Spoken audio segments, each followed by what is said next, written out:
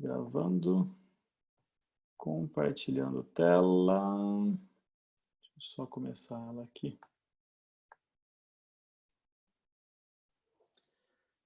Muito bom. Pessoal, só quando eu compartilho a tela, eu fico sem chat, tá? Então, se alguém quiser fazer alguma pergunta, aí abre o microfone e aí vocês podem estar falando, tá? Porque por aqui eu não vejo o chat quando eu estou compartilhando. Bom, esperar o Léo entrar, daqui a pouquinho ele já está entrando, mas eu vou começando para a gente ser pontual com o nosso horário, né? 8h33, a gente combinou 8h34, para não atrasar nada. Bom, gente, a ideia aqui, a gente programou essa aula para falar da entrada ocular e algumas relações aí que a gente tem, tanto com as cefaleias quanto com as cervicalgias. Então, algo bem comum da gente encontrar no nosso consultório, que são essas dores do paciente, ou dor de cabeça, ou dor no pescoço, por conta dessa entrada. Então, é algo importante a gente estar pensando aí na nossa avaliação, não só um padrão postural dessa entrada, né? Apesar de a gente chamar de entrada sensorial postural, isso aqui tem relação com muita coisa, né? E as dores do paciente estão muito relacionadas a isso. Então, é sobre isso que a gente vai falar aqui nessa aula, tá?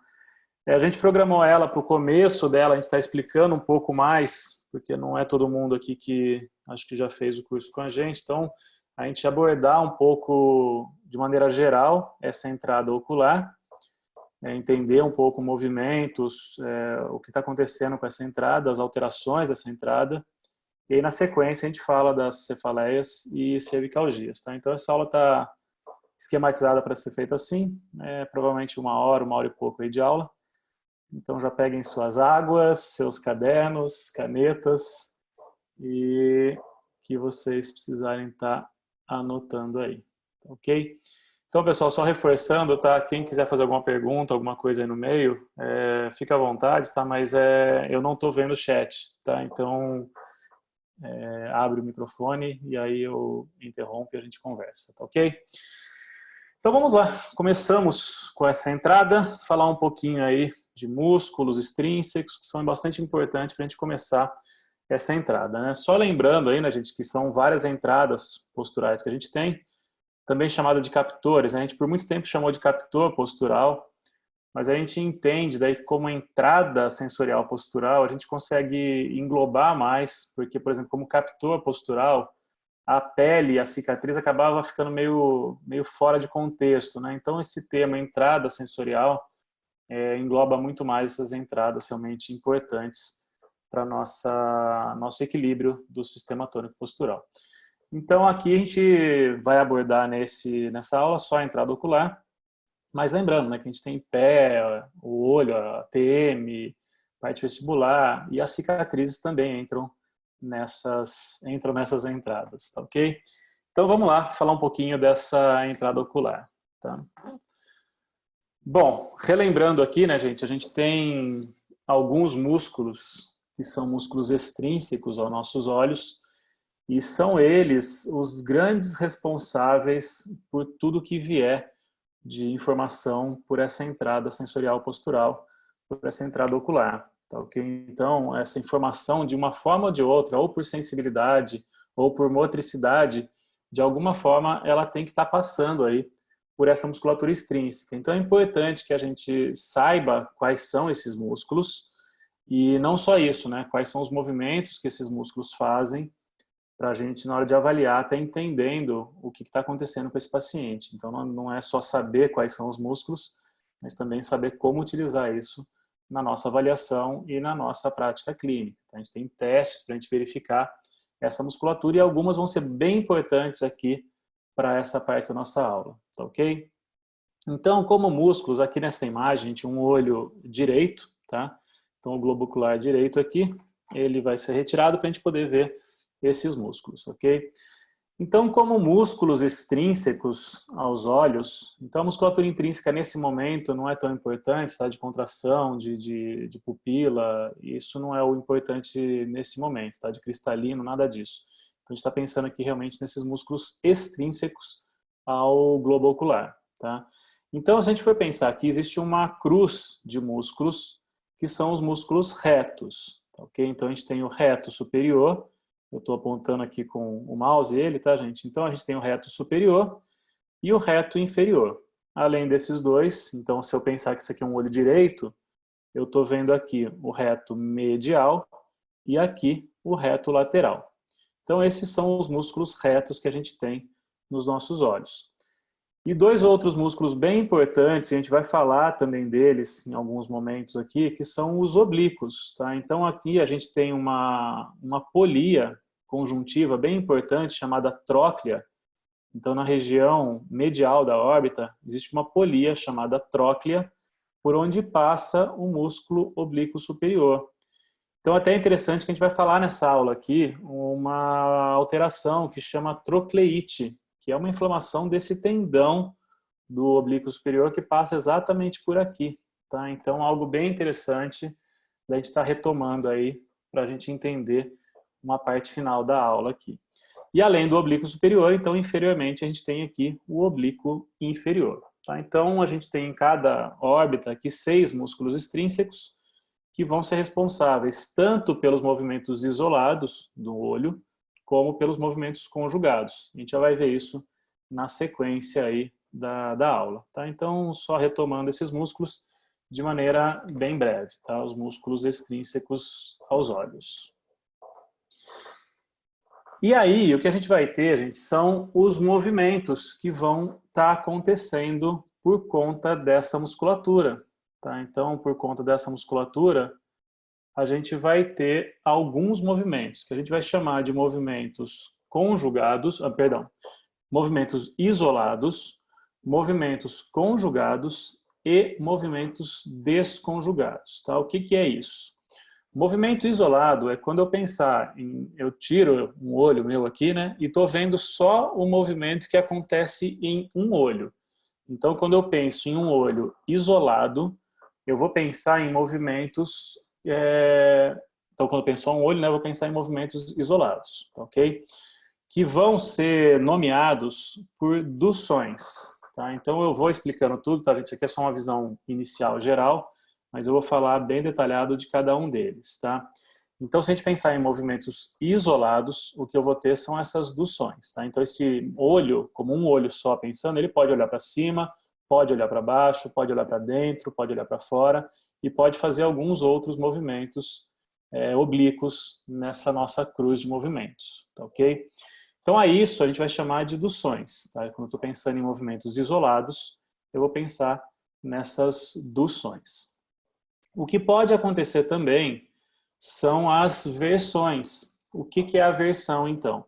As versões são os movimentos conjugados, tá? Por quê? Para eu olhar, por exemplo, para a direita, então eu estou parado aqui e estou olhando para a direita. O que eu tenho que fazer? Eu tenho que fazer um movimento com o meu olho direito e um outro movimento com o meu olho esquerdo, okay? Que não são os mesmos movimentos.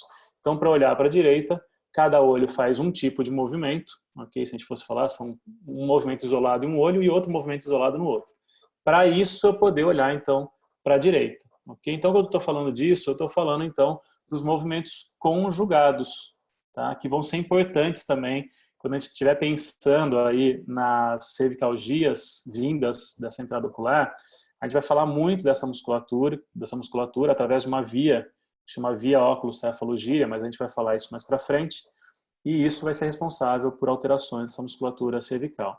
Então, para olhar para um lado, eu preciso fazer um movimento em um olho e outro movimento no outro, tá, ok? Daqui a pouquinho a gente vai falar nomes disso, tá? Dar nome aos bois. Por enquanto, só quero uma introdução ao tema, tá? E o que a gente pode ter também são os movimentos não conjugados ou os movimentos desconjugados aí, que é o movimento ou de olhar para dentro com os dois olhos ou olhar para fora com os dois olhos, ok? São movimentos fisiológicos, teoricamente, mas não são movimentos que a gente usa a todo momento, ok? Então, são movimentos que a gente vai estar usando em determinadas ações que a gente tem que fazer, tá? Então, aqui falando dos movimentos isolados, tá? Então, eu estou pensando só em um olho, ok? Retirei um olho e estou pensando nos movimentos somente de um olho. que a gente vai ter aqui como nomenclatura? Tá? Primeiro, o que eu posso fazer com esse olho? Eu posso olhar para dentro com ele, posso olhar para fora com ele, posso olhar para cima, posso olhar para baixo, ok? Além disso, gente, existe um outro movimento que é uma rotação sobre um eixo antero-posterior. Então, esse olho ele pode rodar para dentro ou rodar para fora, tá ok? Normalmente eu não consigo, né? Ficar parado aqui e tentar rodar meu olho não dá. Mas quando eu faço movimentos de lateralidade, aí sim eu consigo fazer esse movimento de rotação, tá? Então, o que vai ter aqui como movimento, gente? Olhar para dentro. Eu vou chamar isso aqui de adução do meu olho. Okay? Então, quando um olho sozinho, tá, gente? Então, tampei esse olho aqui. Estou só com o olho. Deixa eu ver aqui. Cheguei, a Leandro Resto chegou. Então, quando eu estou olhando só com o olho para dentro, eu vou chamar isso aqui de adução. Tá, ok? Olhando para fora, eu vou chamar de abdução do olho. Ok? Olhar para cima, eles chamam na literatura de supradução, tá? Mas a gente não fica usando esses nomes não, é muito melhor elevação. Então, o olho olhando para cima, elevação. Olhando para baixo, abaixamento, ok? E aí sim, aquele movimento que eu falei de rotação. Então, quando eu tenho esse eixo antero-posterior, esse olho meu, ele pode rodar para dentro ou rodar para fora. Mas quando eu vou fazer isso? Nos movimentos de lateralidade da minha cabeça. Então, eu vou ter um movimento de intorsão, que é esse movimento de rodar para dentro do meu olho. E a extorsão, que é rodar para fora, tá ok? E esses movimentos, eles vão acontecer quando eu faço a lateralidade da minha cabeça, é que vai acontecer esse movimento de intorsão ou de extorsão, tá ok? Então, são movimentos, como a gente disse lá, movimentos conjugados, que os dois olhos estão fazendo movimentos para ter uma determinada atividade, atitude, tá ok? Só para dar um exemplo aqui, né, gente? Por exemplo, para olhar para a direita, o que eu tenho que fazer? Uma abdução do olho direito e uma adução do olho esquerdo. Tá? E assim, consecutivamente, aí nesses músculos, nesses movimentos. Tá, ok? E aí os movimentos não conjugados, que são as vergências. Então, o que eu faço é a convergência ocular ou a divergência ocular.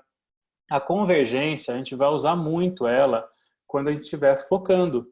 Então, por exemplo, no movimento de leitura, aqui o que a gente está fazendo, né, objetos próximos, computador ou celular, a gente vai ter os movimentos de divergência ou convergência. Tá? Então, são movimentos que a gente faz para focar um objeto, por exemplo. Tá? Então, a convergência vai ser exatamente isso, fazer movimentos de foco. Tá? Então, a gente usa muito isso na leitura. Tá?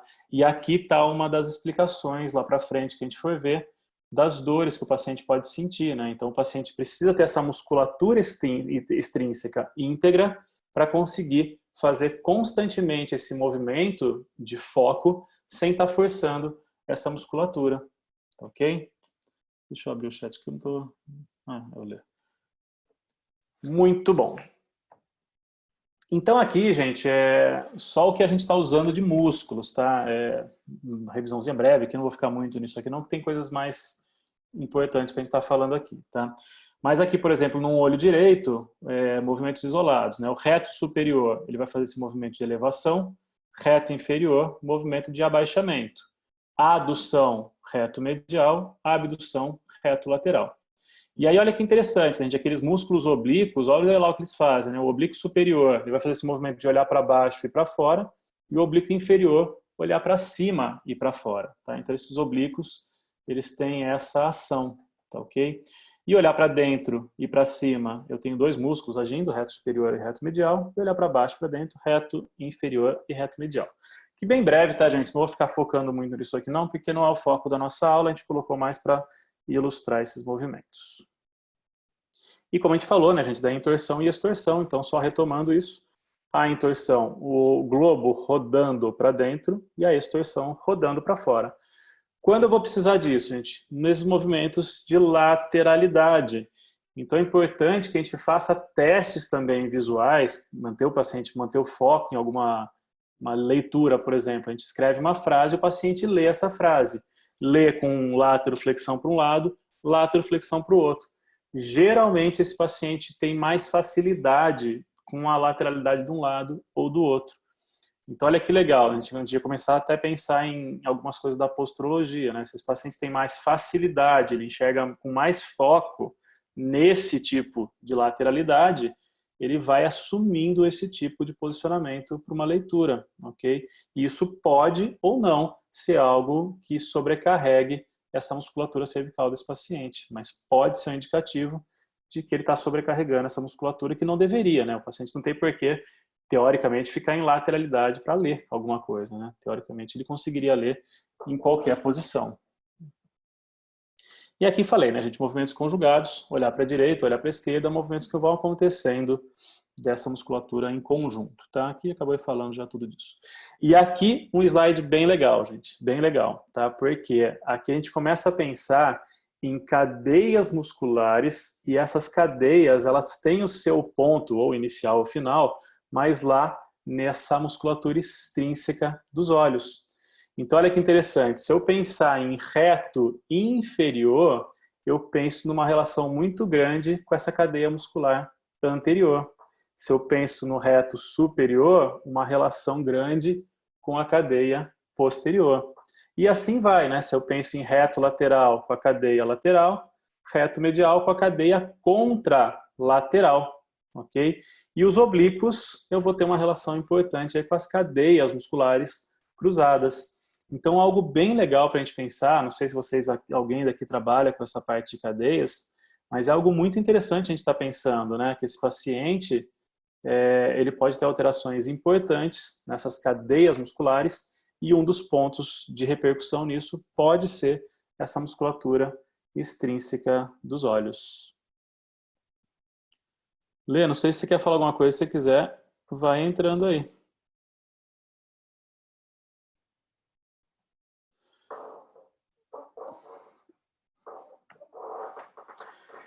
E aí, gente, então falando desses movimentos fisiológicos, ok? A gente tem alguns distúrbios dessas musculaturas que vão estar relacionando a essa entrada ocular, tá? Duas alterações importantes aqui, tá, gente? Uma delas são os distúrbios de refração e o outro que são os distúrbios de convergência e também as forias. Se a gente pensar em distúrbio de refração, gente, a gente está falando de miopia, hipermetropia, astigmatismo, tá ok? Então, geralmente, quando a gente pergunta até para os nossos pacientes, né, como é que está a visão, ele vai falar isso, né? Não, já fui no oftalmo lá e tá tudo bem minha visão, tá? Então, isso aqui, quando ele fala tá tudo bem a visão dele, a gente está entrando aqui nos distúrbios de refração. Mas algo bem importante para a gente é quando a gente fala desses distúrbios, tanto de convergência quanto das forias. Lê, você quer falar aí que seu microfone está aberto aqui? Pode ser. E aí, então, galera, tudo bem? Estava numa reunião aqui, cheguei um pouquinho atrasado. Mas estava assistindo a aula. Bom, os distúrbios de convergência e foria são as coisas que a gente mais vai trabalhar em termos de fisioterapia, né? Em termos de, basicamente, avaliação e tratamento com exercícios para o nosso paciente, né? Existem tratamentos manuais que podem ser feitos para ajudar na acomodação desse olho, mas o foco maior são exercícios para fortalecimento dessa musculatura ou relaxamento, descanso, movimentação global dos olhos, né? Então, o que é uma convergência, né? Essa capacidade do olho de fazer um movimento desconjugado, né? De fazer esse movimento de convergir, direcionar uma contração dos retos mediais para que ocorra essa convergência. E as forias, não sei se todos conhecem tropias, que são basicamente as alterações... Pode passar aí, Ron?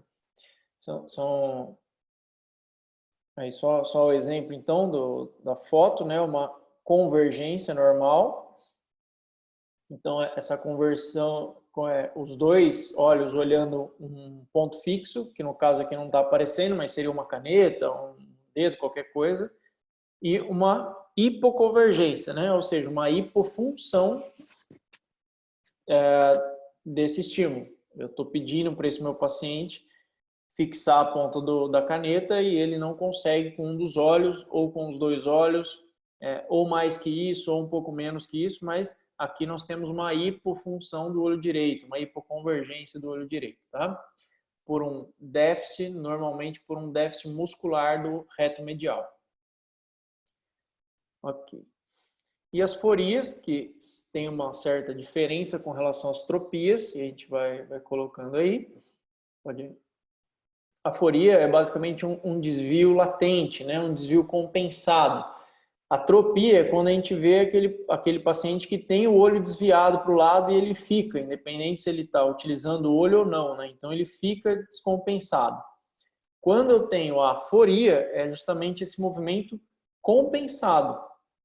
Ou seja, quando esse paciente ele está em ação ocular, então eu estou fixando alguma coisa, estou olhando, estou lendo, etc., esse paciente ele acaba mantendo a visão, mantendo os olhos paralelos, tá? Enquanto a tropia não, esse olho ele fica desviado de forma permanente, tá? Pode passar.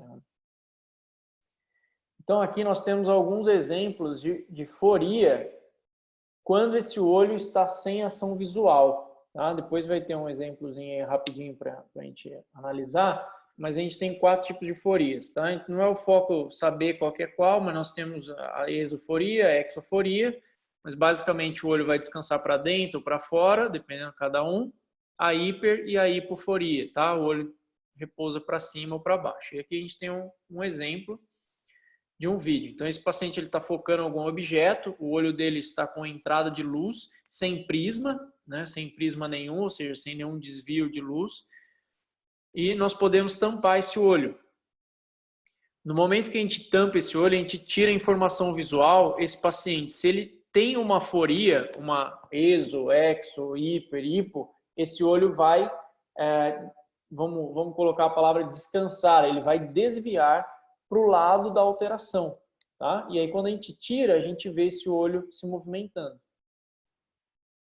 Então aqui no caso, o olho estava descansando para fora, né? Estava alterado para fora, desviado para fora. Quando a gente tira a informação, que é um teste, esse olho volta para o centro, ou seja, ele estava numa exoforia, ele estava para fora e foi para dentro. Isso a gente vai avaliar no nosso paciente, né? Por exemplo, teste de convergência, um teste bastante simples. Se tiver alguém que não está familiarizado, eu acabei não vendo direito quem estava online aqui, mas algumas pessoas podem não estar familiarizado com o teste, mas a gente pode ter o quê? O simples aproximar de uma caneta, de um dedo, a gente pede para esse paciente focar esse objeto. Se esse paciente consegue focar e manter, eu tenho um teste de convergência positivo. Se ele tem desvios ou não, o olho não vai, é um teste de hipoconvergência. E o teste de foria é um pouquinho mais difícil para a gente demonstrar aqui, mas é basicamente tampar o olho e observar essa movimentação. A gente não consegue fazer isso aqui tão simples assim na hora, tá? Bom, uma coisa importante é identificar esse paciente ocular, né? Por quê? Porque esse paciente ele vai chegar no nosso consultório com algumas características. E é importante a gente começar já na anamnese, suspeitar, e depois a gente vai comprovar em teste, mas suspeitar desse paciente ocular, né? Tanto para possíveis cefaleias, como para dores no geral, que o mais comum são as dores de cabeça e as cervicalgias, por isso que a gente trouxe isso como tema principal. Mas nós podemos ter alterações posturais, vertigens, etc. Mas principalmente com uma característica de final de dia e uma característica de um paciente que muitas vezes traz a leitura como um gatilho, ou a leitura, ou a manutenção de um tempo no computador, no celular, tá? Como um gatilho disparado de aumento de sintomas. Legal? E ele pode também vir com sensação de coceira, lacrimejamento, vermelhidão, sonolência, visão dupla, que é mais raro, mas pode ocorrer. Então, tudo isso são características oculares, tá? Dor de fundo de olho, dor no olho, tudo isso pode ocorrer com um paciente ocular. E as cefaleias, que o Romulo já toca aí com a gente.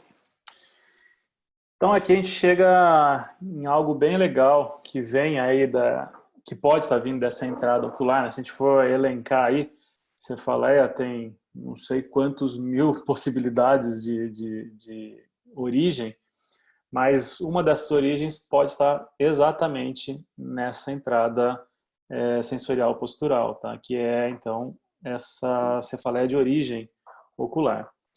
Então, olha que legal, gente, porque geralmente essa dor ela vai ser dada por conta dessa parte trigêmino cervical, ou seja, vem através deste trigêmeo.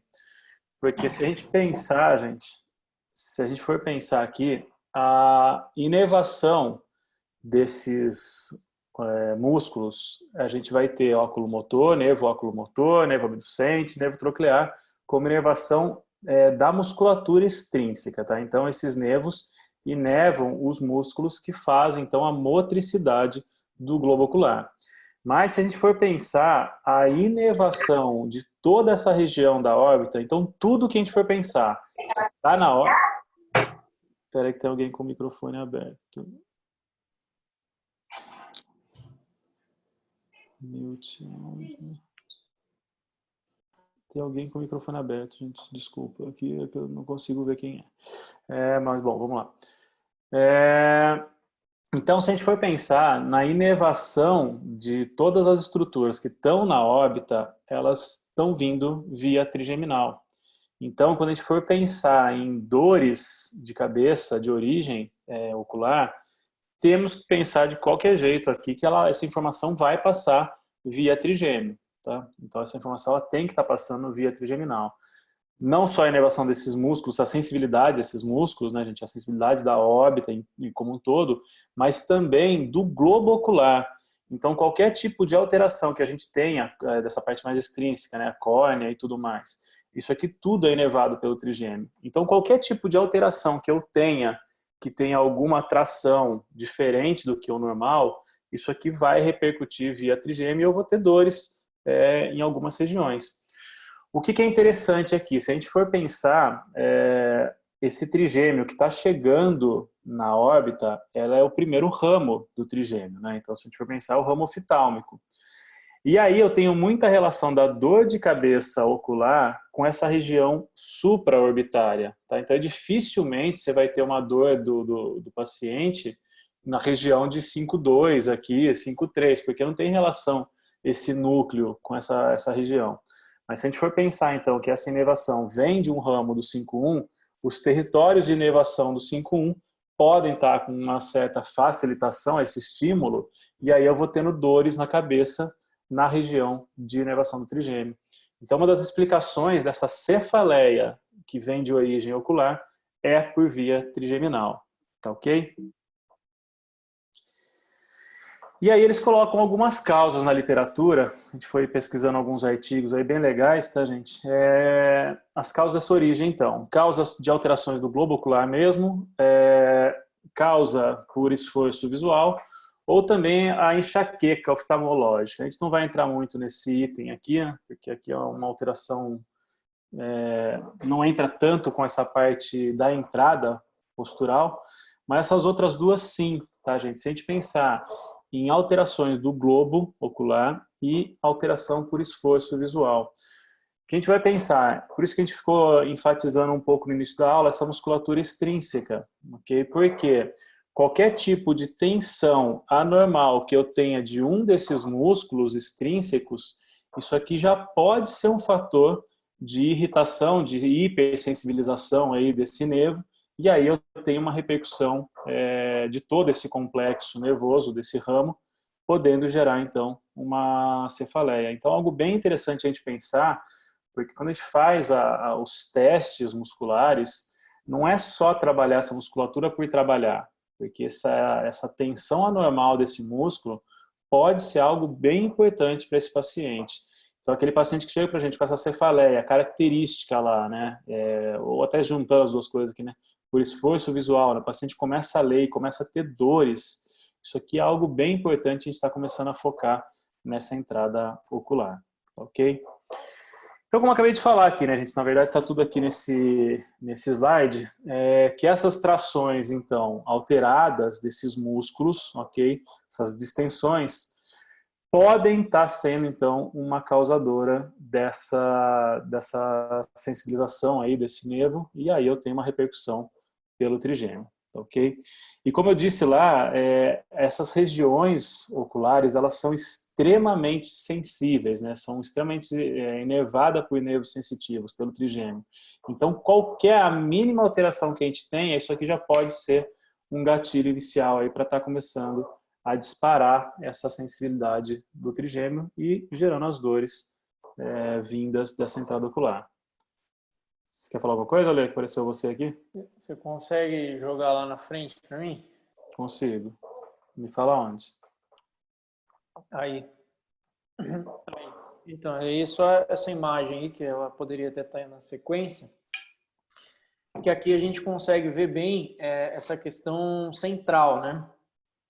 Então, em vermelhinho aí, a gente vê o núcleo espinal do nervo trigêmeo, que é justamente essa questão muito importante, né? Que chega, a maioria dos autores coloca C2, C3, mas tem alguns autores que jogam até C5, dessa aferência, né? Depois a gente vai aprofundar um pouco mais em algumas conexões, mas nessa questão toda que o Rômulo acabou de comentar, dessa informação chegando ali dos olhos, né? E indo para esse ramo, para esse núcleo trigeminal, né? Espinal do trigêmeo. E a partir daí vão ter muitas conexões. A gente tem que entender que o nervo trigêmeo ele é um dos nervos, os núcleos do nervo trigêmeo, né? Ele é um dos que mais tem conexões ali centrais com outras regiões, via direta ou indireta. Então, só essa conexão um pouco mais visual aí pode voltar lá. Aqui, né?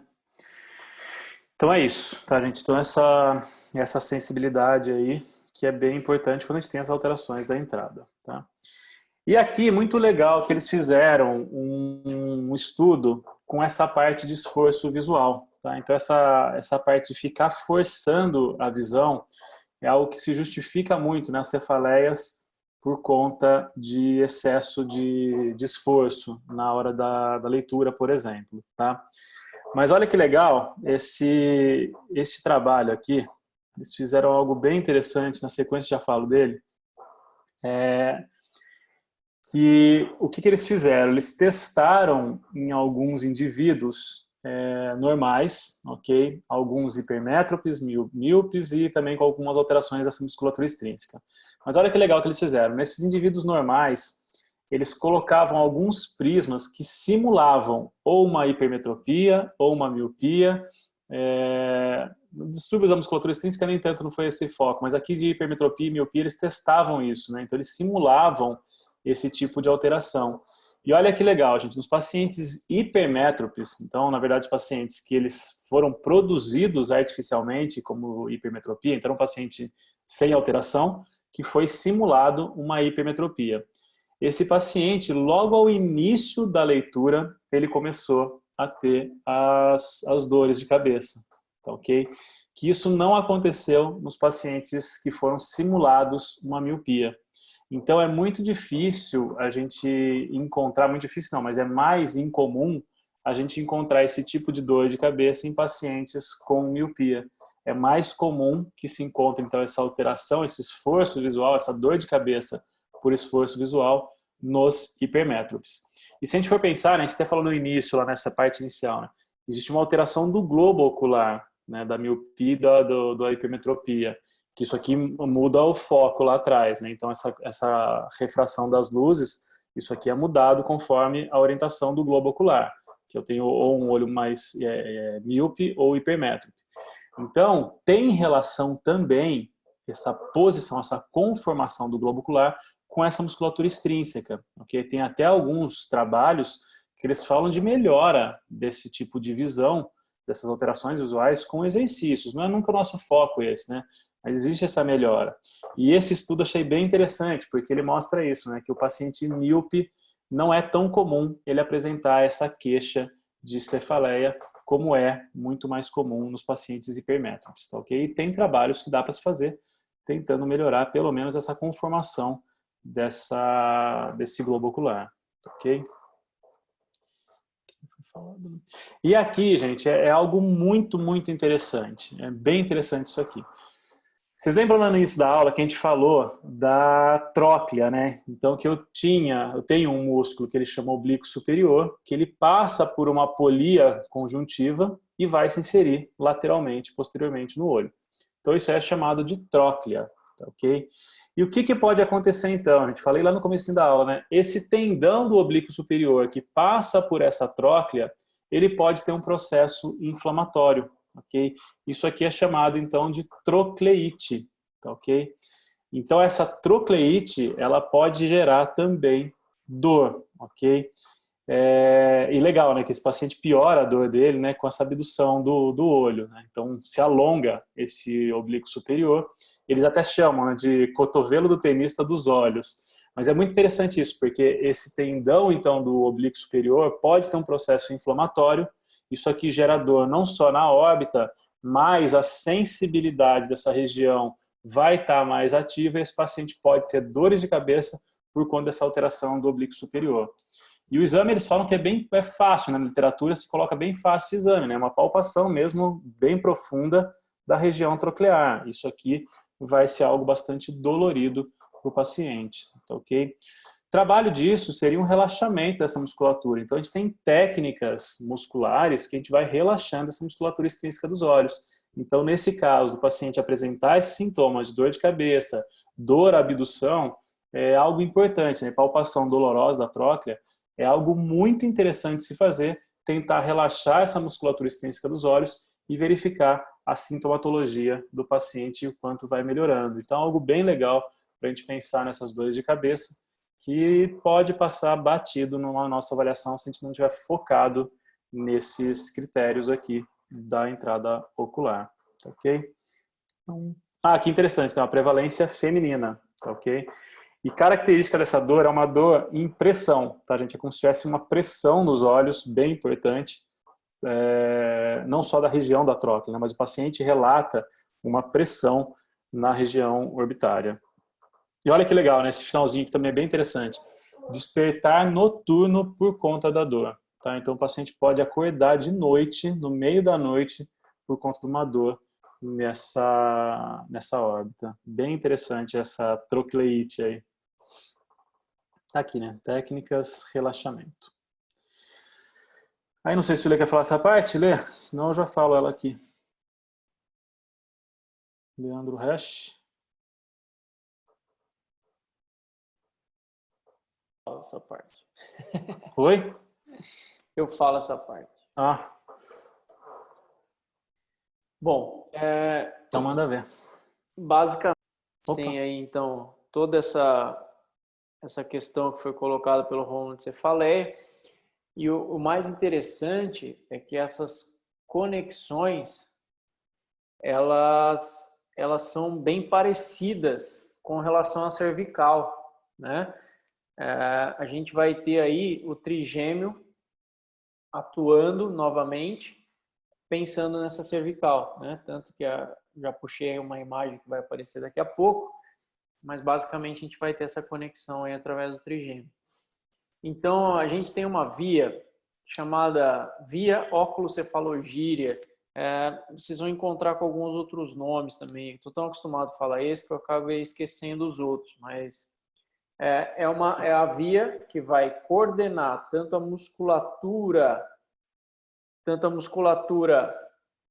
ocular, né? Então, o terceiro, o quarto, o sexto par craniano, que seria a oculogírea, ela coordena essa musculatura ocular, os movimentos conjugados dos olhos, e a via cefalogírea, basicamente é o 11º par craniano, ele vai coordenar o movimento da cervical, tá? Daí a gente vai ter um punhado de reflexos, vias neurológicas que vão coordenar eles e conexões através dos centros labirínticos, tá? Então isso tudo vai fazer com que esse emaranhado de informações se conecte, né? Ô, Romulo, eu preciso que você vai passando aí, eu acho que você esqueceu desse detalhe. Você está aí ainda.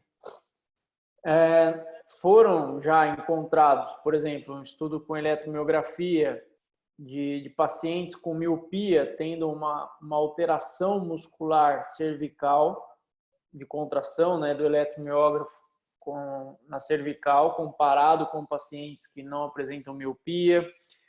Foi encontrado mais alterações de torcicolo em crianças que apresentavam alterações visuais, né, seja por alteração visual mesmo, seja por tropias, mas disfunções nos olhos, vamos chamar assim. Então, encontrado mais torcicolos nesse tipo de criança.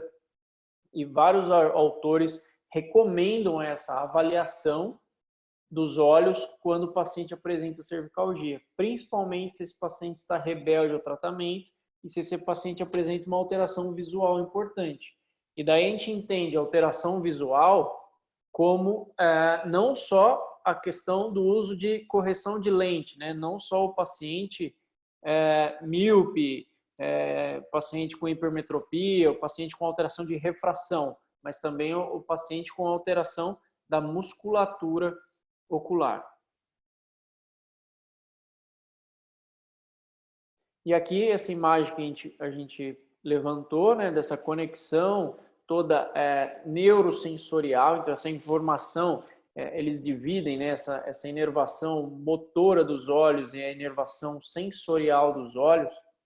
Então toda essa relação com as informações, as aferências trigeminais, né? E aí a gente vê algumas correlações. Depois a gente vai ver uma outra imagem que fica melhor a gente conectar. Então, essa daqui eu vou deixar por aí mesmo. Lê, a Tainara, acho que levantou a mão para falar. Vou abrir o microfone. Tá, desculpa. Eu vi só o vídeo, mas pode falar. Oi, eu tô aqui assistindo, parabéns aos dois. Eu sou uma super fã dos dois e da entrada ocular. Então, é sobre a questão do que o Rômulo estava falando agora há pouco, sobre os pacientes de miopia melhorarem. É porque a lente de miopia ela é uma lente positiva, ela é uma lente que favorece convergência. Então, alguns casos de pacientes, alguns oftalmos ainda fazem teste de convergência, é muito difícil, mas alguns ainda fazem.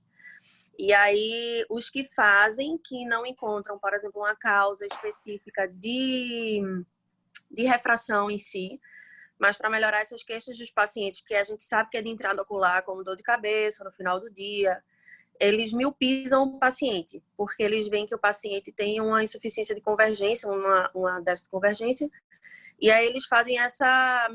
miopizam o paciente. Ao invés de fazer exercício, eles... Exatamente. Que legal. Aí, eu tenho uma criança de 4 anos, uma paciente de 4 anos, que ela tá com óculos de 5 de miopia. E ela não tem nenhuma alteração de refração. É só porque ela tem um déficit de convergência gigantesco, né? Que a gente sabe que isso, alguns pacientes, inclusive como crianças, tem uma alteração como déficit de atenção ou hiperatividade. E a gente sabe que às vezes é por conta dos olhos. Mas isso não é muito difundido, né? Então, assim, os pais ficam sem saber o que fazer. Quando chega no oftalmo pediatra, ela diz que ela tem que usar óculos. Tem que usar um óculos de 5 de miopia. Perfeito. Muito bom ter essa colocação. Isso é, inclusive, um dado que eu, na prática, assim, vamos dizer, na teoria eu não sabia. Mas acontece bastante mesmo.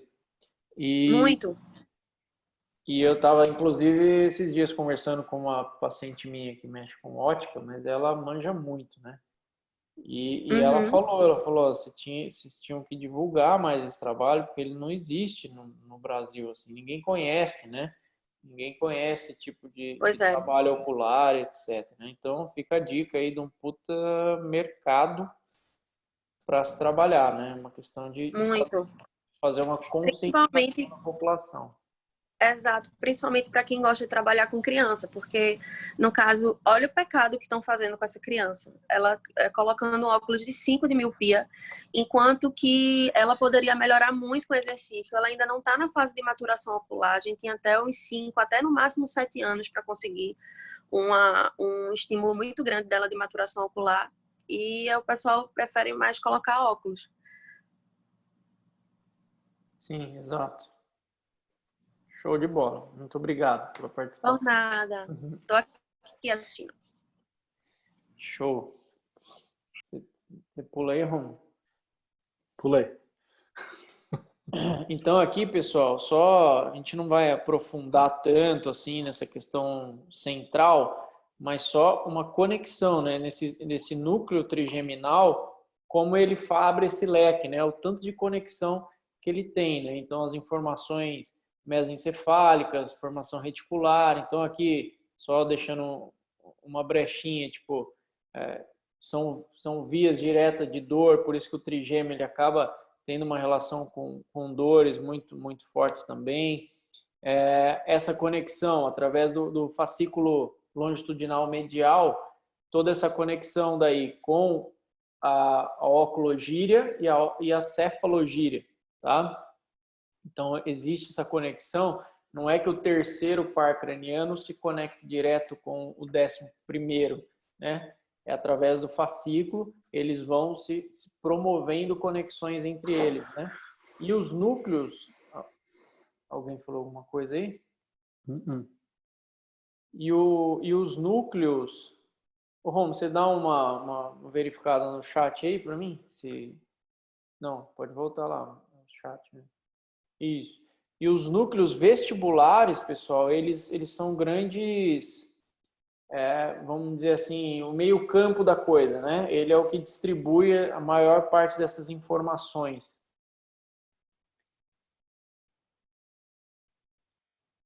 Então aqui a gente consegue ver esse núcleo maior aqui, que é realmente o núcleo vestibular, né? Onde a gente tem aqui no canto, olhando para a tela no canto direito, no canto não, né? Na figura, pode apontar ali, é ruim, o meu cursor não dá para ver nada, né? Então esse núcleo maior, o núcleo vestibular, ele vai gerar as informações. Você pode clicar em marcações aí, viu? Ele vai marcar. Mas... Como que funciona isso? Aqui, lá em cima, anotações. Aí você vai rabiscando. Anotações? Ah, mas deixa, vai assim. Não, acho que anotar. Deixa eu ver. Isso. Ah, que massa, não sabia dessa parada, não. Funciona comigo aqui? Deixa eu ver. Dá pra ver? Aí. Ah, gostei dessa brincadeira. Da hora. Vai lá. Então, depois apaga. Esse núcleo vestibular, ele vai receber essas informações, tanto, por exemplo, aqui, ó, a gente vê do ladinho, né? A gente vê do ladinho aqui o núcleo do abducente. Então, ele conecta lá já, né? Os outros núcleos também vão se conectar aqui. O sistema vestibular, os canais semicirculares, etc., eles também vão estar conectados aqui.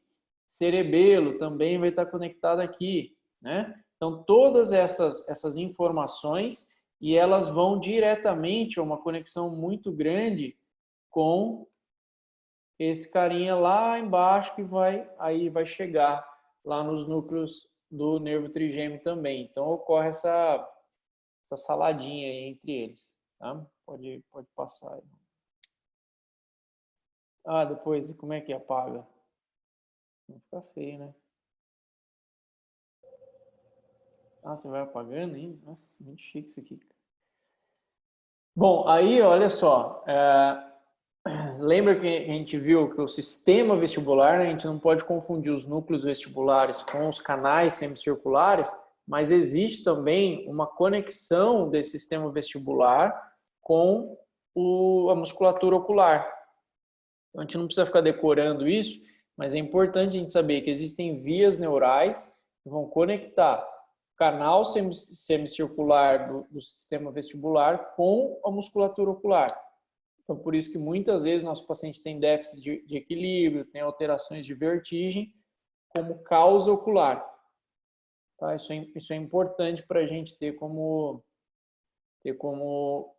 também parâmetros que algumas vertigens, algumas labirintites podem ter como causa o sistema ocular. E o contrário também, né? O outro pode alterar. Pode passar, Rony. Então, essa imagem aqui, ela já traz mais conexões para a gente, né? Então, a gente já vê aqui o nervo acessório. Assim dá para ver também? esse cursorzinho aqui assim? Não tô vendo. Pena que não precisava ficar riscando. Pode riscar que eu apago depois, fica tranquilo. Então aqui, ó, o núcleo do nervo acessório.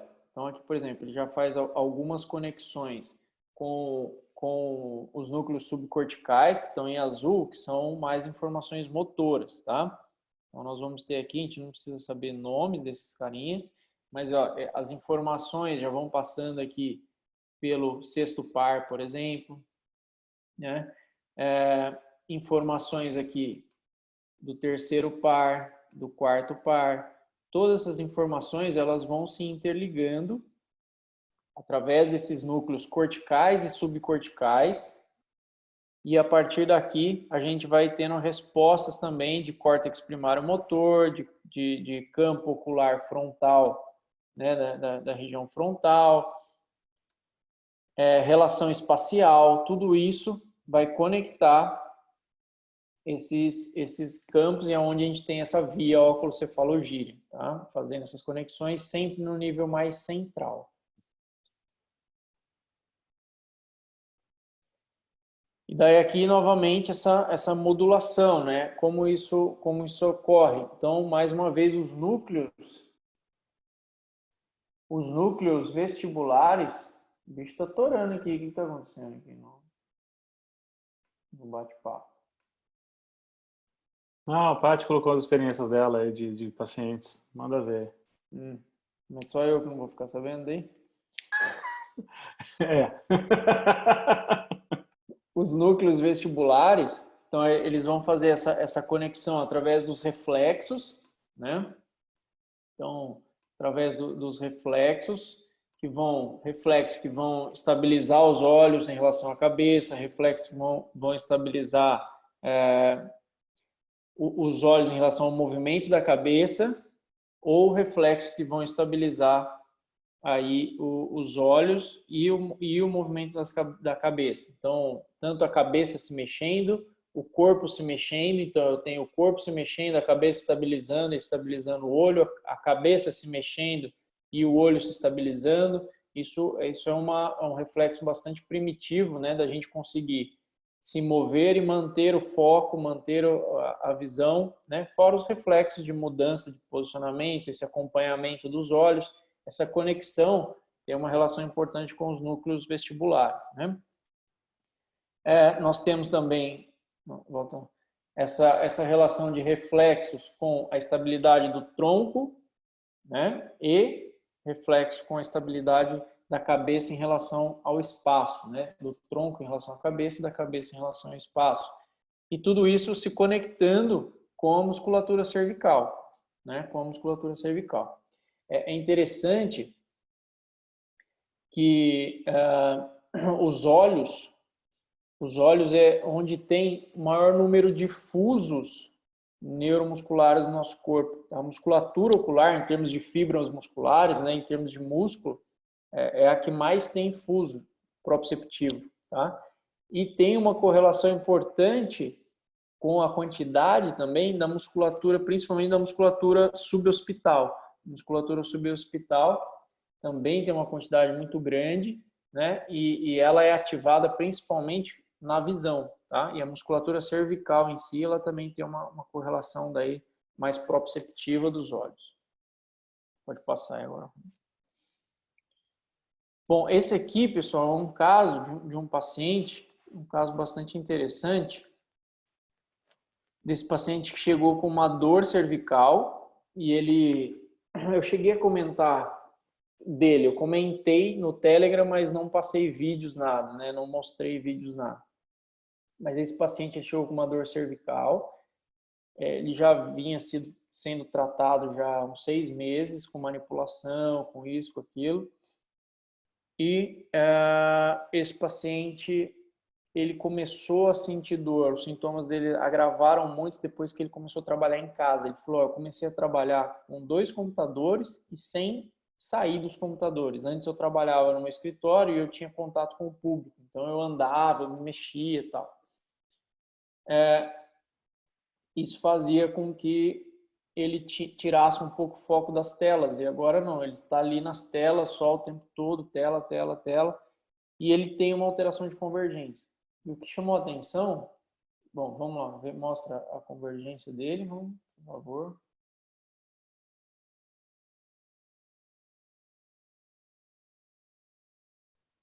Então, uma alteração de convergência importante, principalmente do olho esquerdo, né? Pode passar outra imagem. Paty, eu vi que você levantou a mão, só espera só um pouquinho, acho só para concluir esse caso. E aí aqui, pessoal, como eu falei, ele já estava em atendimento, mas aqui um dado importante, que esse paciente ele não tinha dor no movimento cervical, ele tinha dor no movimento ocular. Pode soltar. E olha a musculatura do lado direito aqui na cervical dele, ó. Fica olhando. Quando ele mexe a cervical não muda nada, mas olha quando ele mexe o olho.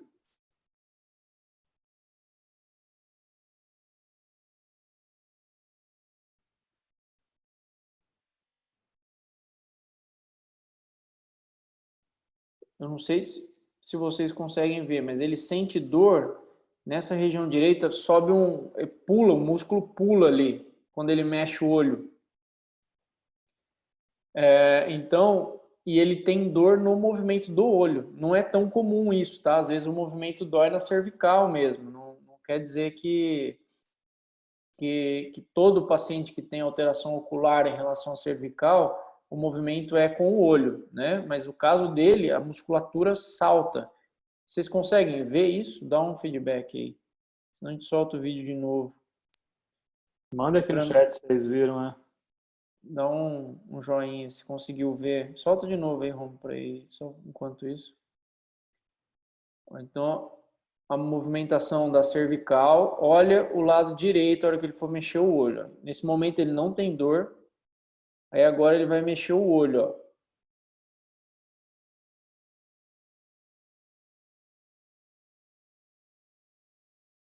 Vai mexer de novo. Aí eu perguntei se estava doendo. Conseguiram ver isso? É que para mim ficou tão nítido que parece. Agora eu consigo ver fácil. Mas a musculatura dele era como se ela realmente saltasse. Assim. Conforme ele mexe o olho, a musculatura contrai, né?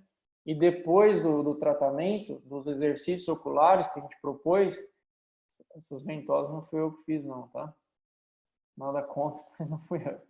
Eu fiz só exercício ocular com ele. Daí eu pedi para ele mexer o olho e a musculatura dava um saltinho de nada, que aqui não dá para ver, mas ela dá um saltinho muito leve. Eu perguntei se tinha melhorado e tal, ele balançou que sim. E foi um paciente que respondeu muito bem a esse tratamento de exercício ocular.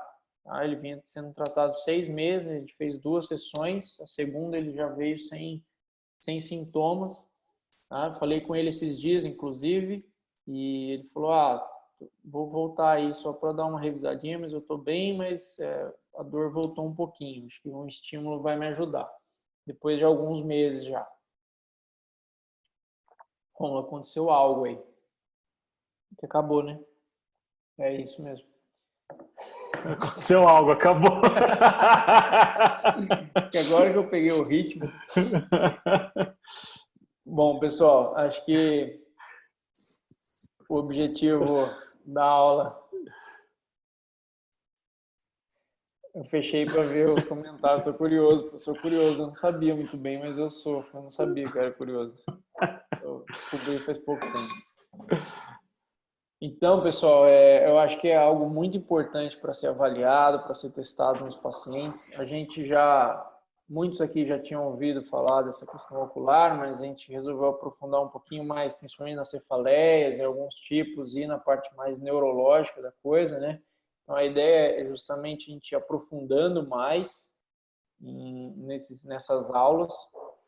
Nós vamos tentar fazer essas aulas com frequência de segunda-feira, ou de terça-feira, ou de quarta-feira. Então, nós vamos tentar, assim, uma vez por semana, fazer essas aulas, às vezes fazer a live. Porque essa aula ela consegue ser mais profunda, né? São objetivos diferentes. Aqui a gente vê que tem que estar mais ligado, o slide ajuda, então a gente vai estar vendo um meio de fazer isso, né? Então espero aí que tenha sido proveitoso, que tenha realmente somado aí, que vocês consigam atuar já na clínica, né? E lembrando, algumas pessoas aí talvez não conhecem ainda a metodologia, a maioria das pessoas, pelo que eu estou vendo aqui, já fizeram o curso e estão aqui prestigiando, não sei como vocês não enjoam de ver a gente falar. Mas nós estamos com vagas abertas aí para Campinas e Rio de Janeiro, tá? Inclusive o Rio de Janeiro, o valor sobe hoje, acho que Campinas também, né? Sobe no fim do dia. E, pessoal, nós também estamos com a jornada da posturologia aberta, tá? Quem não está no Telegram, você consegue puxar um link fácil aí, Romulo? Consigo. Jornada? Então tem a jornada, pessoal, onde nós vamos aprofundar em bastante coisa, vai estar bem legal, que vai acontecer no dia 16, tá? Então eu recomendo também vocês se cadastrarem aí, quem não está cadastrado ainda, mas a gente vai depois jogar de novo lá no Telegram também o link, tá? Se alguém tiver alguma dúvida... Espera aí que eu vou linkar errado aqui, ia linkar a aula aqui. Pronto, essa aqui é da jornada. Então, quem não está inscrito na jornada, este é o link. 4 aulas, dia 16 de março, começamos, né? Isso.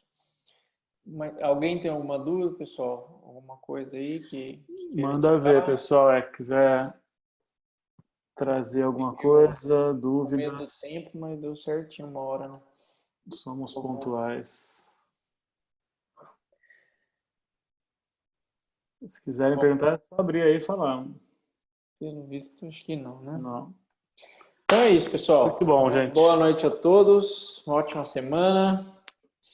E nos vemos em breve. A semana não vai ter live por motivos de logística mesmo. Nós vamos estar em 2 hotéis separados que a internet não é boa.